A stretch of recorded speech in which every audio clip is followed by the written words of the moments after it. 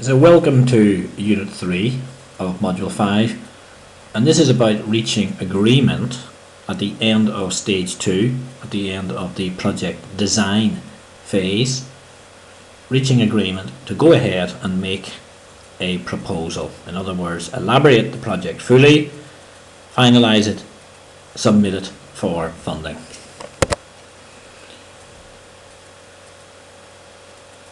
And at this stage, we're looking at realistically getting agreement and commitment from all the partners from within their partner organisations at the appropriate level, verifying that we're all on board, we all know what we're talking about, and we are all happy to move forward in the full knowledge of what this project means for us.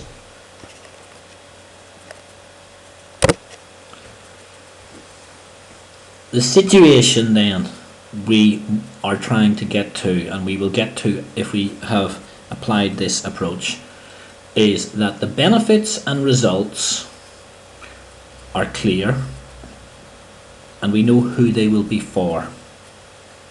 The outputs of the project are clear and we agree them.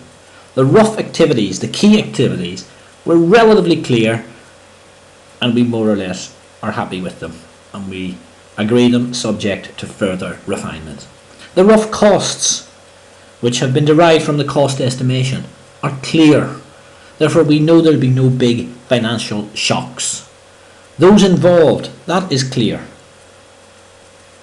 because we've all agreed what's set out here. And the next steps to elaborate fully this proposal and to finalise it and to submit it, that much is clear.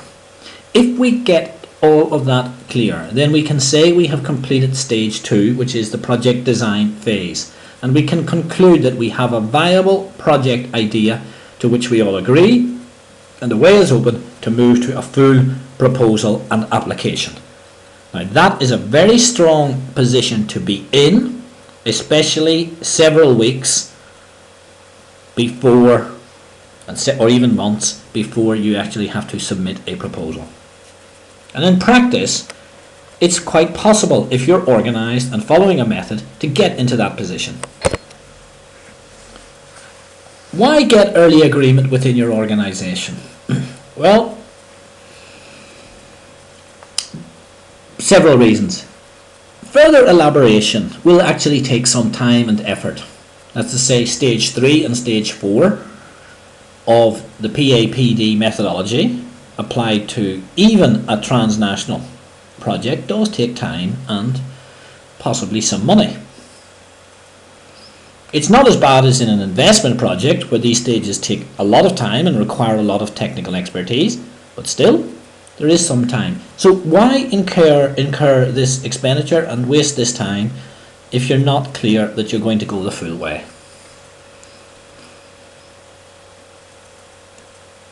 If you are a partner and you don't know precisely whether or not your chief executive is going to agree to the project proposal, you're going to feel insecure.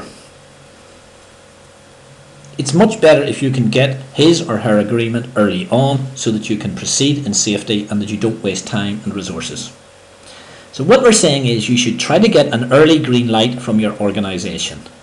Now this may mean that at this stage one or other organisation cannot get that green light, and if so, they've got the option of withdrawing honourably at this point, and that then will clarify the situation for everyone else. And if that leaves some gap in the project organisation, then either another partner can be found or the other partners simply fill the gap.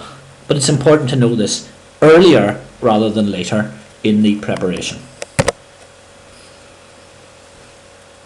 So if we can get agreement on all of this, then the road is clear for completion. And with most transnational projects, as opposed to major investment projects or even major training projects, elaboration and finalisation stage should be relatively straightforward. It's a simple case of refining the activities somewhat more, scheduling them over time, scheduling them over partners, budgeting for the activities per partner and for the overall project, and then submitting or drawing up the application form, all relevant documentation and submitting it. So in other words, if on a transnational project you get this far, then to be honest, you are more than 3/4 of the way. On other projects it's different, but on this project, on this kind of project, you're 3/4 of the way, and almost certainly you'll be able to manage yourself.